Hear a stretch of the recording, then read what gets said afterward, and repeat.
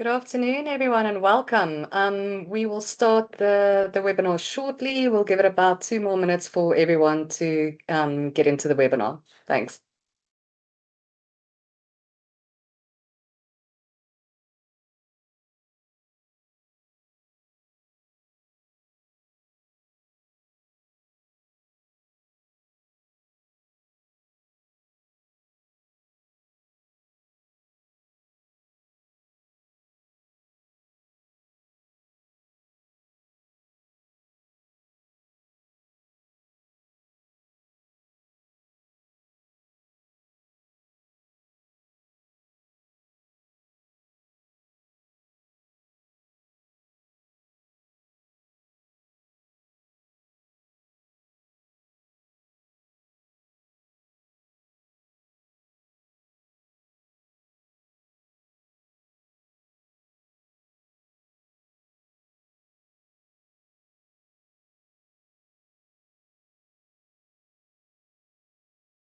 Okay, great. Thanks. I think we can start. So thanks everyone for joining us again on this Friday morning. It's a privilege for me to introduce our speaker today, Paula Bester. She's a food safety specialist at the Citrus Growers Association and certainly one of the most knowledgeable people on the topic of MRLs, which is what we're going to be learning about today. But just before we continue, just a reminder about a few house rules. Please add any comments or questions in the chat box and we will get to them at the end of the session. We've disabled mics for the participants just to ensure a good flow of events, but you're more than welcome to add anything in the comments section and Paula will get to them at the end of the session. For those of you who are participating in the CropLife CPD program, the assessment will be available in the CPD system in category 1 of the online module, so you're more than welcome to complete that assessment there. So that's it from us. Paula, please take it away and thank you for taking the time to speak to us today. Thanks, Alriza. Good morning, everyone, and a big thank you to CropLife South Africa for the opportunity to talk to you today about this very important topic that I'm really passionate about. As Alriza pointed out, I work for the Citrus Growers Association of Southern Africa. So we represent the exporting citrus growers from that region. So I fit in the food safety portfolio. So I truly live and breathe MRLs as it affects our members, of course. I am just going to turn off my camera and share my screen in presenter mode. Alriza, how is that? Perfect. Thanks, Paula. So I acknowledge that there might actually be much more knowledgeable others on the topic of MRLs online today because it affects all of us. So I view this as a great opportunity to exchange thoughts and ideas on this complex topic afterwards. And I do acknowledge that maximum residue limits and active substance authorizations, or how we view the future status of some of these actives, may be a sensitive topic. So I want to emphasize that I will be talking about past examples of MRL challenges, which we've had on active substances registered on citrus in South Africa. And by giving you these examples, we as CGA are not opposing the use of these actives or trade names containing them at all. On the contrary, we focus on actives that are important for us. And by communicating past experiences, I really want to encourage people to brainstorm with us on how we can overcome these challenges.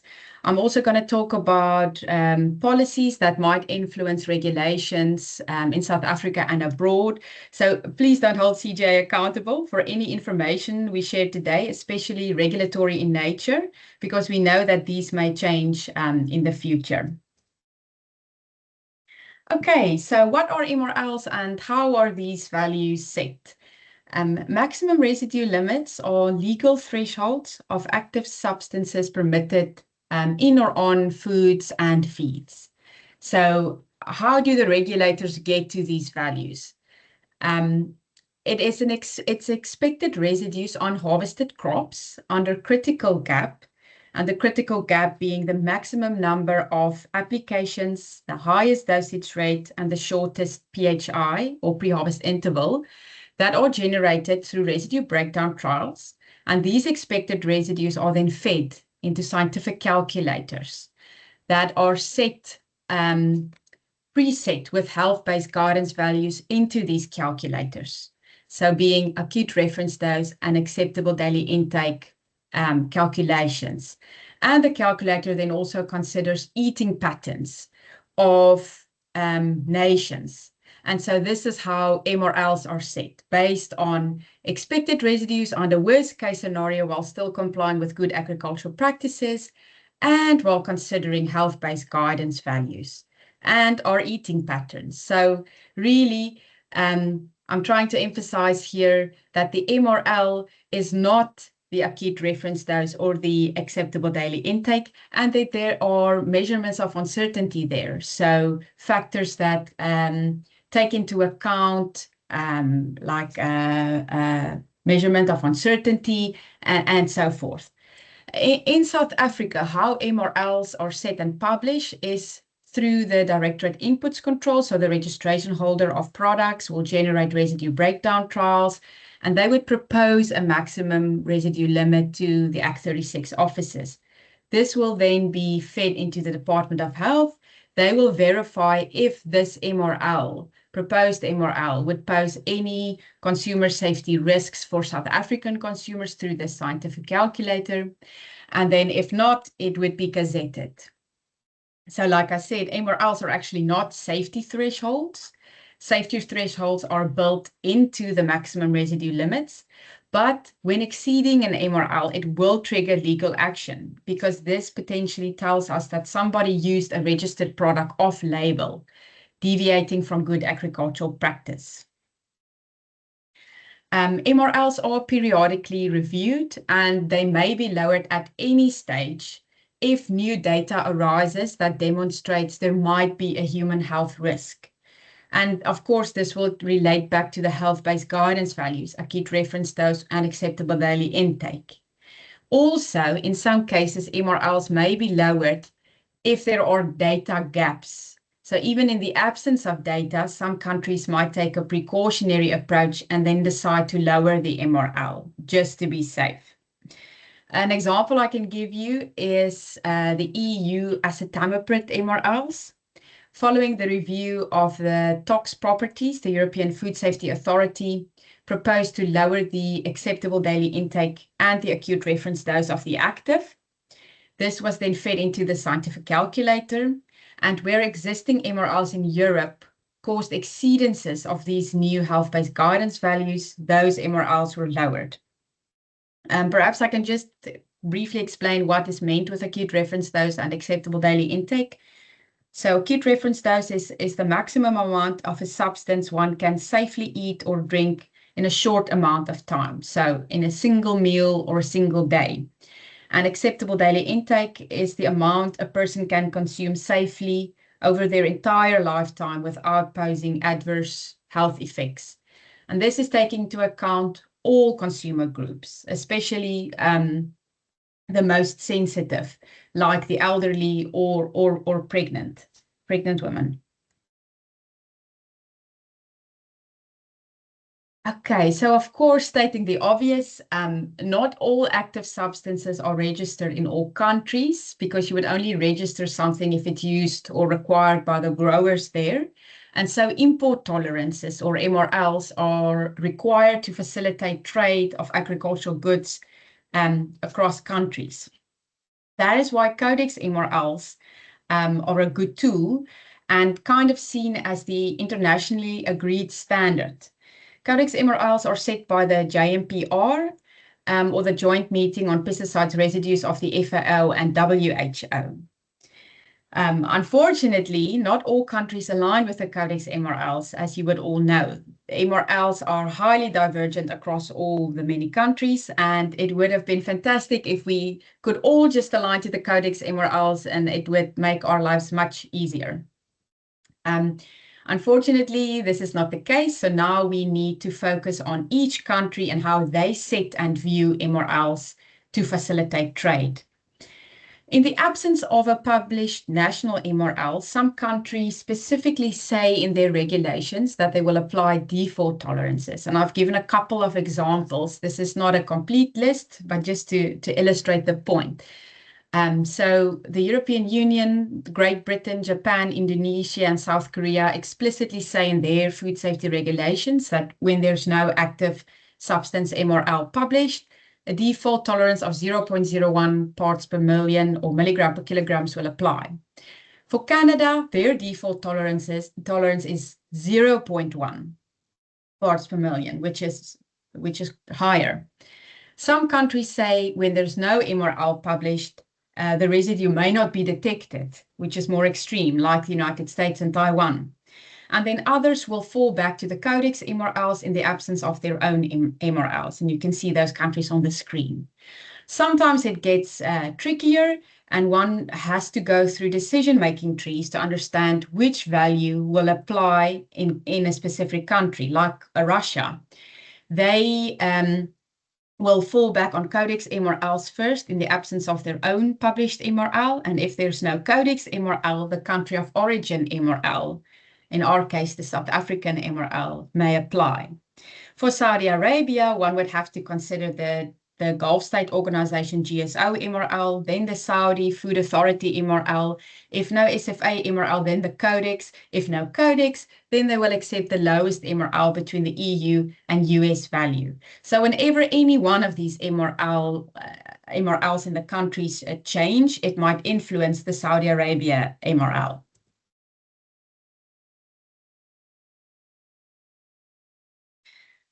How are compliance verified?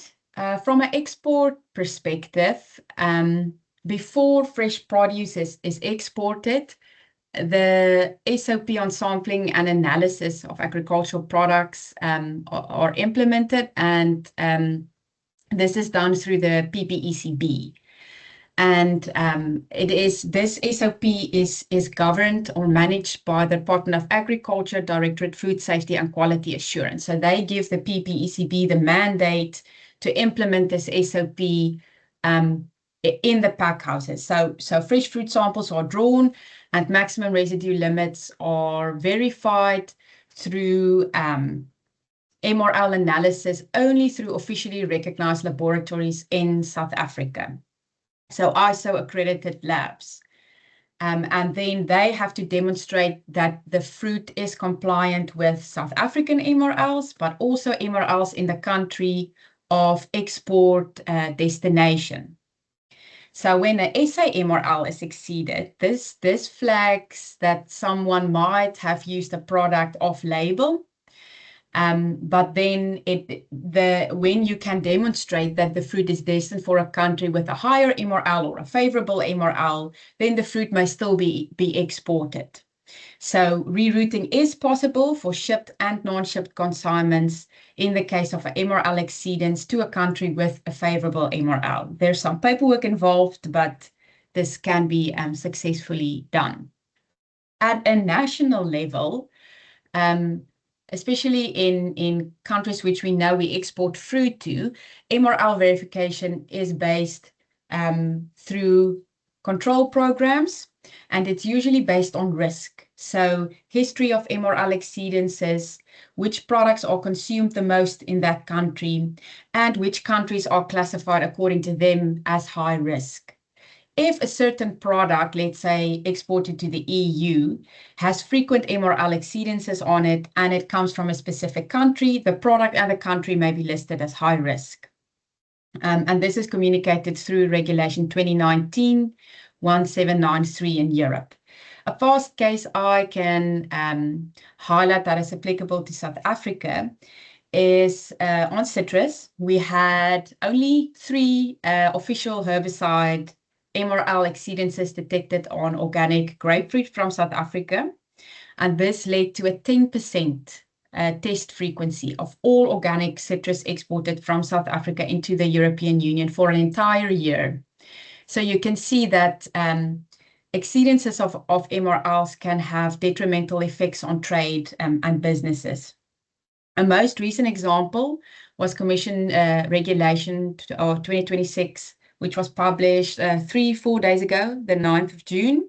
And I highlighted 2 examples there to show you that the test frequency can become quite high. Peppers from Egypt is now subject to 30% test frequency of maximum residue limit compliance, and lemons from Turkey 20%, meaning much more of these produce will have to be inspected, sampled, and destroyed before it can enter the European Union.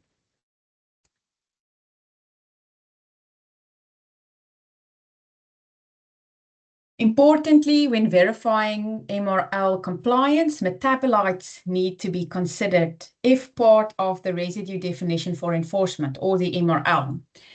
An example I can give the group applicable to citrus is for 2,4-D MRLs. The maximum residue limit, residue definition in many countries is the sum of 2,4-D, its salts, esters, and conjugates expressed as 2,4-D.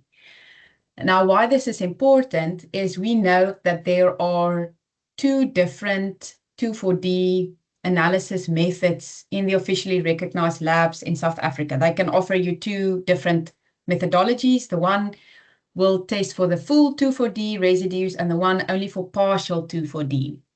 And this is very important for growers and pack houses and everyone in the export value chain to take note of, because when you're shipping to markets with a very low 2,4-D MRL, it is advisable to test for the full 2,4-D residues to make absolutely sure that you are compliant with the MRL. And I can give an example here. The SA MRL is 2 parts per million, the EU MRL 1 part per million for 2,4-D. China has an exceptionally low 2,4-D MRL on oranges and mandarins, 0.1. So there's the risk of testing only for the partial 2,4-D residues, and then you seem compliant before export. Fruit arrives in China and they test for full 2,4-D, including all its metabolites, and then there's an exceedance of the MRL detected, and that could lead to rejections. I thought it would be valuable for the group to discuss these challenges as well. So discrepancies in laboratory analysis and results, and how the regulators interpret compliance can cause issues. So again, to make it practical, there's a recent case where imazolol residues on export citrus were analyzed. 5 results from 4 different officially recognized ISO accredited labs were compliant, well within the EU MRL for imazolol. And then on arrival, 1 lab in France reported a non-compliant residue result for imazolol exceeding the EU MRL. This led to the destruction of 5 tons of citrus in France. While we believe that the authorities may have overreacted here, this was an unfortunate event that still took place. They didn't consider follow-up samples. The right to appeal against the rejection decision wasn't given, and so forth. Measurement of uncertainty is another kind of gray area, because we know that not all the labs can't precisely give you the answer of a residue all the time, due to the nature of how analytical methods are set up in labs. There's always a measurement of uncertainty or variation in the result. It's always the result plus minus a range. And what the authorities are supposed to do is apply a default of 50% of measurement uncertainty when verifying if an MRL was truly exceeded. This wasn't always adhered to, and like pointed out, authorities have taken decisions in the past that an MRL was exceeded when in actual fact it may not have been the case. In an attempt to harmonize how the authorities apply these rules at border checks, the EU has published a fairly new regulation in April, which will apply from next year, January, saying that all authorities must apply this default measurement of uncertainty of 50%, or stricter if the labs can demonstrate that their measurement of uncertainty is smaller than that percentage. For us, where this becomes critical is where only trace amounts of an active substance is detected, so less than 0.01. Then this measurement of uncertainty really becomes very important. And then the decimals of how the labs report it, to 2 versus 3 decimals. This can kind of distinguish if the fruit is compliant or not. Then another challenge is the difference in residue definitions for active substances between countries that can cause some issues. One such example is the spirotetramat residue definition in the European Union versus in Great Britain. In the EU, spirotetramat, the MRL is spirotetramat and spirotetramat enol, versus in Great Britain, spirotetramat and all 4 its metabolites are considered in the MRL. So you can see in the EU, the MRL is 0.5 parts per million on all citrus types, versus in Great Britain, it is 1 to account for all 4 metabolites. Now, we've had a case in the past where this particular metabolite was detected on citrus fruit in the EU. And the question was, well, what is the MRL now? Will the default tolerance of 0.01 apply, or will the MRL of 0.5 apply? I can't answer that question, but it's an example for the group to think about. It also demonstrates that whenever a residue definition for enforcement changes, officially recognized labs may have to adapt. And this is a challenge because labs need to prepare beforehand, and they might incur costs to adapt to residue definitions changing in countries across the globe. An example is the European Union that now intends to separate out the alpha-cypermethrin isomer from cypermethrin and set new MRLs for both these groups. The proposed draft MRL includes alpha-cypermethrin MRLs in Europe as low as 7 parts per billion on pairs, which is extremely low. This could mean that labs now have to test for alpha-cypermethrin specifically. They may have to purchase reference standards for the isomer. It may involve method development, etc. And they need to prepare for this before the new MRLs kick in. A big challenge is just the discrepancies in how countries view active substance authorizations in their regulations. So I know this is not talking to MRLs at the moment, but we know that the European Union links what is registered for use in Europe with the MRLs, and I'll get to that in a bit. But it is a fact that certain countries implement hazardous cutoff criteria when deciding what is allowed to be used in a country and what not. So in the European Union, under Regulation 1107 of 2009, which governs the authorization of active substances in the Union, they have 3 categories of hazard cutoff criteria. And if an active substance meets this hazard cutoff criteria, it may no longer be registered for use by European growers. For human health, the hazard cutoff criteria are 1A and 1B CMRs, as you would all also be familiar with this, as it's also in our local regulations. But uniquely to them, they also have endocrine disruptors, human endocrine disrupting metabolites or active substances as a hazardous cutoff criteria. And I think it's important to emphasize here that the criteria for how to test and verify for endocrine disruptors was refined in 2018 in the Union. So new information is forthcoming on whether active substances meet the endocrine disrupting criteria.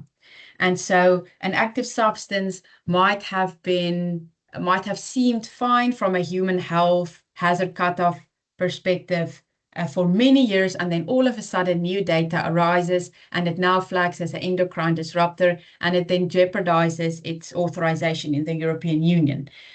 I'll highlight an example of that, of such active substance that is important for us on citrus. And why I'm pausing here is it's important to take note of this, because when new data arises for actives that may no longer now be approved in the European Union, it might spill over to South African regulations or on the MRL in the EU, which then of course would directly affect us trading with the EU. On the environmental side, if it's considered as persistent organic pollutant, persistent, bioaccumulative, and toxic, or very persistent and very bioaccumulative, it may not be registered for use in Europe. And finally, when it also causes endocrine disrupting effects on non-target organisms, or if it affects honeybees, or if it negatively affects on the bee colony survival, it may also not be registered for use in Europe.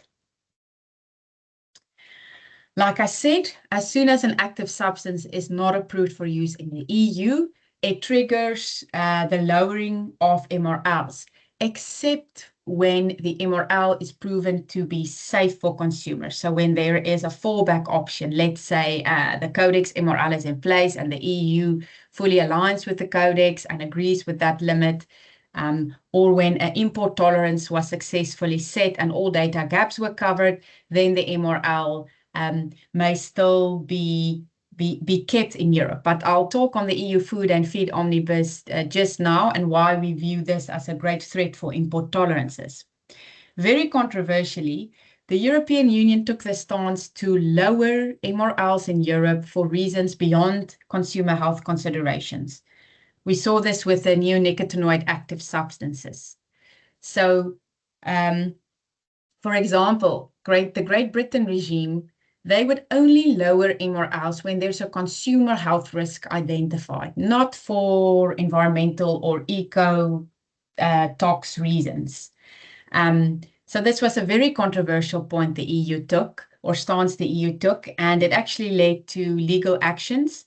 An Indian tea producer filed a court case on the basis that the clothianidin and thiamethoxam MRLs in Europe was lower to the limit of determination or quantification, and they still needed these active substances to produce high quality tea in India. And the main argument was these MRLs didn't pose a human health risk for tea drinkers in Europe, so why lower the MRLs? Unfortunately, they lost the court case due to a technicality. I believe they couldn't prove sufficiently that mass volumes of this tea producer was exported to the EU, so something like that. We are watching this space closely from a CGA perspective on the future status of the imidacloprid MRL in the EU. It remains a very important active substance for us. Like I said, and like the majority of you online would know, South Africa also decided to implement hazardous cutoff criteria for the approval of active substances for use. And like in the EU, any active substance that meets the 1A or 1B, C, M, or R criteria may no longer be used in South Africa unless certain mitigation actions through a risk assessment could prove that the risks are sufficiently managed and the use is essential and so forth. Restricted agricultural remedies per definition will also be phased out by 2035 where risks have not been managed. Very worryingly is that sometimes MRLs are deliberately used to hinder trade. An example of this was the French decree published in January this year. On the 5th of January, they published this law saying that they are prohibiting the import of agricultural goods containing residues of certain active substances no longer approved for use within the European Union. And you can see how they chose the active substance crop combination was quite random. I wonder why only potatoes were chosen under glufosinate. And they completely disregarded scientific merit in this whole regulation. One, they disregarded the ongoing European Food Safety Authority opinions, saying that some of these MRLs on some of the crops they listed here were proven safe for European consumers. Secondly, they didn't think about the analytical constraints in Europe and in France, notably that mancozeb is part of the dithiocarbamate group, but also Xyram. And Xyram is still approved for use by EU and French growers until January next year. And the labs can't, at this stage, distinguish between the use of mancozeb and Xyram, as both break down to CS2 residues. So clearly this was not a science-based decision. And what we as a grower association noticed is that this decree was published days after the EU-Mercosur trade deal was favorably voted for. A second example is Poland. They soon followed with their own type of approach, similar to France. It was published fairly recently. On the 20th of May, they notified through the World Trade Organization that they will no longer allow produce with residues of carbanism, benomorphophonate methyl, and glufosinate, but randomly they didn't include mancozeb. So I don't know how they come up with these active substance crop combinations. And again, as with France, they're not following the proper World Trade Organization rules and processes here. This regulation was published on the 6th of May, and as with France, Poland is saying it will apply in their country a month after its publication. So not giving ample time for third country growers to adapt to lower or stricter regulations. A couple of other challenges. Like we discussed now previously, not all countries accept Codex MRLs in the absence of their own. And so you really need to keep close track of all the different MRL lists and frequent changes in these lists. Codex itself is unfortunately known to be very slow in updating their website. So sometimes the CCPR or Committee for Pesticide Residues will take a decision, a final decision on lowering an MRL, but then the website is only updated months after that decision is taken. And this could potentially cause issues in how people interpret what the actual MRL is. In our country, there is a gap between what is legally registered under Act 36 of 1947 and the gazetted MRLs, which is a huge issue and something we need to try collectively address. Officially recognized labs in South Africa, unfortunately, also only learn about new active substance registrations after the fact.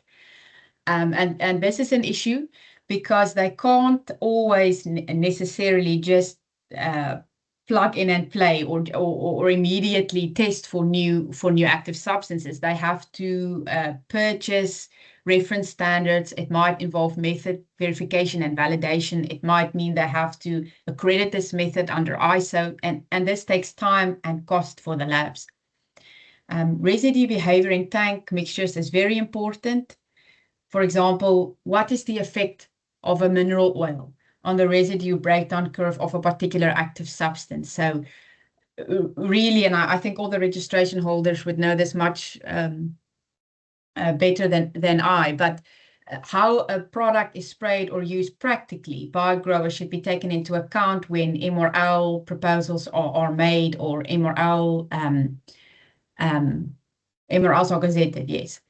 Weather effects on persistent residues, so taking worst case scenario into account, what is the effect of a longer winter or more overcast days on residue breakdown? We've seen a couple of examples of active substances that were used strictly to how products are registered, but then we have outlier weather events, and then some residues tend to stick or exceed SA MRLs. And then there is the private non-legal retailer requirements. And I appreciate that I might not be giving this enough attention, but unfortunately, I acknowledge that these private rules, although not bearing any legal ground, growers do follow them and try to meet them. And unfortunately, I don't think these rules are going away anytime soon. So retailers, notably in the EU, Some in Great Britain tend to publish their own private lists of active substances that are so-called banned or restricted according to them. And from a grower association point, we try to keep close to these retailers to influence their thinking. So from our perspective, the only real way that one can push back here is collectively as an industry to try to emphasize the effect that these lists have on farm level, which are often not so positive as they think. When you take up one active substance, it might mean growers now need to apply 2 or 3 extra ones in its place to achieve the same outcome. It might mean that they target IPM-friendly active substances, so growers tend to spray less IPM-compatible actives earlier in the season that don't necessarily leave a residue, but it might be more detrimental to beneficial insects in the orchards and so on. So we really try to influence these lists. And from a CGA perspective, we've had small victories in the past where retailers agree to take off certain IPM-compatible actives, as an example, from the list, or allow growers to still use actives when we could demonstrate these actives are still legally approved for use in South Africa on citrus, and by using it, the growers will comply with the EU and GB MRLs. So I guess this is an invitation to everyone online to really to work together to try and push back on these lists. What is on the horizon? And things we need to keep a close eye on at the moment is certainly the EU Food and Feed Omnibus. This is a relatively new development in Europe, and I think critical for everyone online to take note of. So I'm sure you're all aware of the European Union Green Deal, particularly the Farm to Fork strategy, which was put in place with the aim on agriculture. So the Farm to Fork strategy in the EU proved to be largely unrealistic, which proposed certain aims for agriculture, like the reduction in use of pesticides, farming more organically in Europe, etc. So the sustainable use of pesticides regulation, which we also tracked closely, was withdrawn because it led to a lot of European grower discontent and protests, actually. And this then sparked the new vision for agriculture in Europe, focused on EU grower competitiveness, resilience, and making farming attractive again in Europe, really. And this is what led to the rise of the new EU Food and Feed Omnibus. So it's a simplification package aimed at making life easier for European businesses and growers. So the aim is simplification, but from a third country perspective, we identified certain proposals as problematic, especially for trade and growers wanting to export produce to the EU. So what they are proposing is to better align what is registered for use in Europe with the standing MRLs in Europe, to, in their words, level the playing field between EU and non-EU producers, because they see this as an anti-competitive situation when non-EU growers still have access to plant protection products that EU growers may no longer use, although it may not be the case. So the Omnibus's proposal to lower current EU MRLs, where the active substance is no longer authorized for use in Europe due to meeting hazardous cutoff criteria, like we discussed earlier. From our perspective, there's actually a wider risk, and we see that certain countries like France is pushing for the deletion of all MRLs for active substances no longer approved for use in Europe, irrespective of the hazard cutoff criteria. So what this means is that even if an active is purely no longer supported by the applicant or registration holder in Europe, and there's no apparent hazard cutoff criteria linked to the active, we see this also as a threat for the standing MRL in Europe. The Omnibus is currently being deliberated between member states, the Commission, Parliament, and Council, and it's receiving a lot of attention from third countries. Grower associations, including CGA from South Africa, are actively lobbying for science-based MRLs, and our government will also submit comments at the upcoming sanitary and phytosanitary WTO meeting in June to advocate for science-based MRLs to facilitate trade.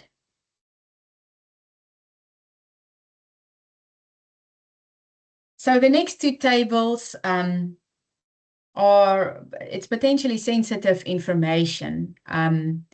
So I'd like to emphasize that by showing you this detail, we are not opposing the use of these actives. On the contrary, we're saying this is what the potential impact on just the citrus industry from South Africa could be when the EU Food and Feed Omnibus proposals are voted in or materialize in Europe. And I'll elaborate on why we say these active substance MRLs are potentially at risk, and why we are lobbying for the retention of these MRLs. And we would appreciate a collective effort, actually, to try and influence the regulators and the policymakers in Europe to demonstrate why the omnibus proposals would have a detrimental impact on trade, not only for citrus, but all agricultural goods exported to the EU. So on the screen, you'll see a list of what we deem as important active substances for use on citrus in South Africa. And their status in Europe is not approved or no longer authorized for use within the EU. And this may purely be because of the applicant or registration holder no longer supporting the active. So they didn't apply for renewal and the authorization lapsed. That is the case for methoxyphenozide, spinetoram, and spirotetramat. Also for imidacloprid. I can say that for those 4 active substances, there are no apparent human health risks associated with the use of these actives. Mancozeb has a different hazard classification in Europe compared to South Africa. But again, the standing maximum residue limit was deemed safe for EU consumers by the European Food Safety Authority. When we take a wider approach and we consider the hazard cutoff criteria, and we look at actives that are still registered for use in the European Union, but that may not be renewed in their upcoming revision cycle, we identify these actives as under threat as well. And the reasons are shown on the screen. These actives are still important for us, and we're lobbying again for the retention of risk-based, scientifically justified MRLs, and not to set MRLs on the basis of hazard cutoff criteria or purely what is registered and not registered for use in Europe. So as a tamiprid, we view it as under risk, its authorization, because it's also in the neonicotinoid basket, and its effect on human health is being revised by EFSA at the moment. Fluoroxanil was recently classified as a human endocrine disruptor by EFSA. Tebuconazole was reclassified from category 2 to category 1B reproductive toxin in the European Union. Thiabendazole was also classified as human endocrine disruptor, and triclopyr is purely not, it's no longer supported by the applicant in the EU, so its authorization may lapse. And then this may have a ripple effect on the MRLs if we consider the current proposals being debated under the omnibus.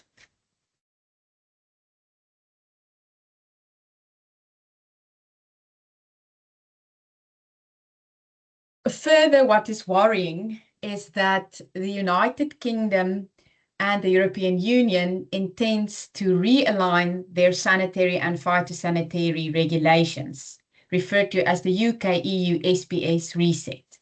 The UK government has officially communicated that this reset will happen, and they're aiming to do so as soon as mid next year. What this means is that the MRLs now need to realign. So all the MRLs that became divergent post-Brexit will now have to realign. And the EU MRLs will highly likely not realign with the UK, but the UK MRLs will have to align with the EU. Meaning if an MRL was established in Great Britain post-Brexit, it might be lowered or lost.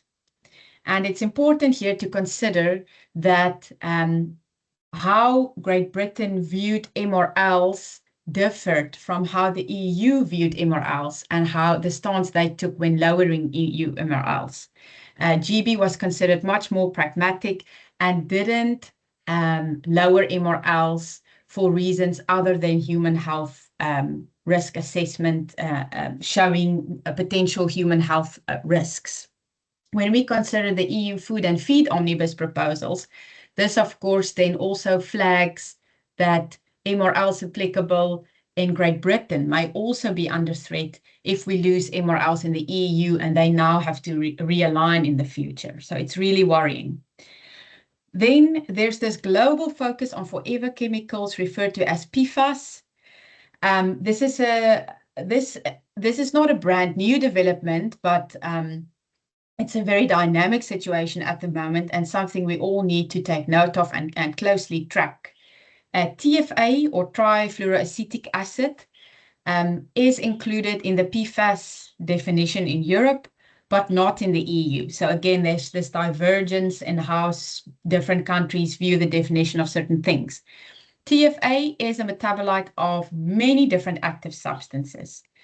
And very important to take note of is that there was a recent risk assessment or RAC committee proposal to classify TFA, this metabolite, as a reproductive toxin 1B in the European Union.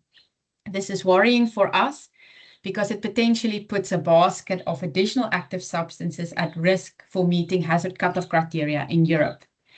This is still being deliberated. We do not know how the Commission will view this RAC proposal to classify TFA as 1B reproductive tox in Europe. We are awaiting final decision by risk managers and the Commission in terms of what does this mean for certain actives in Europe. I said there on the slide, worst case scenario is that TFA meets hazard cutoff criteria, meaning certain active substances may no longer be approved for use in Europe. And then if South Africa jumps on the bandwagon, and we also follow what ECHA and the EU decided, we might also lose these active substances here, which is not what we want, and which is something that we need to lobby for. Like I said, this is not a final decision. EFSA has also been mandated to set a health-based guidance values for TFA, meaning that if something breaks down to TFA, it might mean that new MRLs might be set for this metabolite, or it might influence existing MRLs for actives that break down to TFA in the EU. And we expect this EFSA recent opinion to be published in the next couple of months. So final remarks, MRLs can change, and they do change frequently and should be communicated in advance to growers to plan, especially when they export.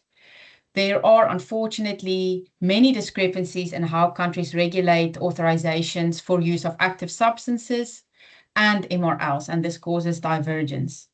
South Africa tends to mimic what the European Union does, and unfortunately hazard cutoff criteria disregards risk mitigation and precautionary measures and causes issues for us. Private retailer rules are very difficult to meet, and even though they do not bear legal ground, they have a real impact on farm and packhouse level, and we need to continuously push back on these unscientific rules.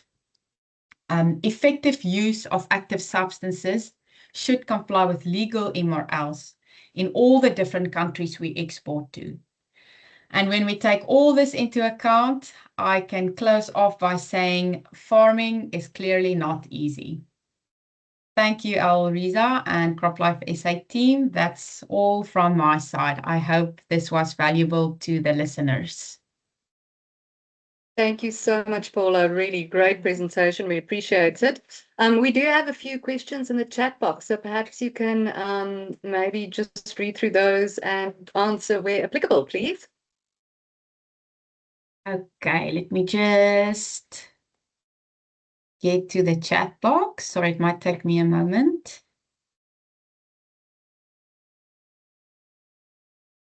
Okay, I see there's a couple of questions. Okay, the first one is from Rian. Is measurement of uncertainty of 50% both up and down from reported amount? Yes, Rian, but the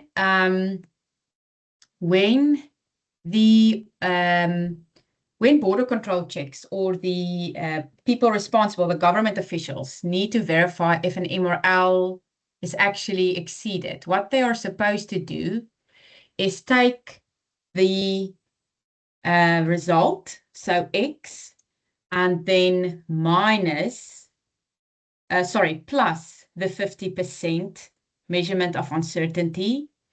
And only if that answer exceeds the legal MRL, is it a true exceedance, if that makes sense.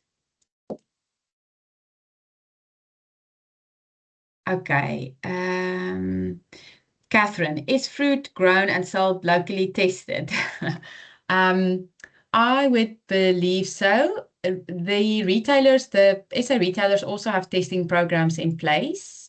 And there's also the minimal requirement of R707, I believe, which might kick in. And I see Tom Morris is also online, and yeah, many of the retailers have their private testing programs in place. Tom is asking, are the EU retailers that are artificially restricting the MRLs conducting EC50 testing to understand the damage they are doing? Yes, by default, as the SA fruit market is export focused, veg and salads are most likely a difference. Oh, sorry, it's answering Catherine's question. So, no, Tom, I don't think the EU retailers perform any kind of scientific calculation or can justify how they pick and choose which residues they allow. I mean, the most ridiculous one for me is that they only accept a third or 50% of the maximum legal MRL. So they don't appreciate the scientific merit and work that goes into establishing legal tolerances. Like you would also know that the pressure really comes from NGOs who in their own sense, I don't think is always scientifically driven. And many times it's a fear-mongering type of story or message they try to convey about residues. And so, no, I don't think they realize the damage that they're causing. We have illustrated from a post-harvest perspective, try to show them real-life examples. If you only load, let's say, 50% of the immazolal residues on a citrus fruit, what would happen in time? Or let's say food waste, resistance development on the target, diseases and so forth. And here and there, they have amended their rules slightly, but it remains a challenge. Marie is asking, by when can suppliers outside the EU expect final clarity on the revised reporting requirements and information that EU customers will ultimately request from their supply chains? Yes. Marie, I don't know. The omnibus timelines are imminent within the next year. The Commission proposal already includes deletion of MRLs or import tolerances for actives that meet hazard cutoff criteria in Europe. So that is a legal proposal in draft. This proposal still needs to be deliberated and accepted by Council and Parliament. And so for us, the risk is that Parliament might push this thing to include a wider scope of actives, meaning all actives no longer approved for use in Europe. So it's being discussed at the moment. As soon as we have more information on the timelines, we will definitely communicate it. For now, we are lobbying and really trying to influence the final decision. So that EFSA's opinions and the likes are still considered when setting MRLs, and that consumer safety is the cornerstone of maximum residue limits and not only what is registered and not registered in Europe. Then I see a final question. Is it wise registering a plant protection product with FDL in South Africa, considering, I'm assuming that's fluoroxonil, considering that it is endocrine disrupting in the EU? To that, I would answer, we as a grower association don't agree with hazard cutoff criteria. One of my colleagues said the other day, I appreciated the comment, like even when you eat a meat burger, a patty, it might trigger your endocrine system to react in a certain way. You know, we don't have sound understanding of what endocrine disrupting means. And just because something has an influence on the endocrine system at a very high dosage doesn't mean that the tiny amounts of residues on a fruit is detrimental to your health. That's why we are saying, please, EFSA and EU, consider actual risks on the short term and long term when setting MRLs. I can confirm that plant protection products containing fluoroxonil are still legally registered for use in South Africa containing this active, as for many other active substances that meet hazard cutoff criteria in Europe. And yeah, I think Europe took this unique stance to phase out chemicals meeting hazardous cutoff criteria, particularly endocrine disruptors. Not all countries took this decision. For instance, the US didn't phase out plant protection products when it flags as a endocrine disruptor. They take a risk-based approach based on scientific data. I hope that answers the question.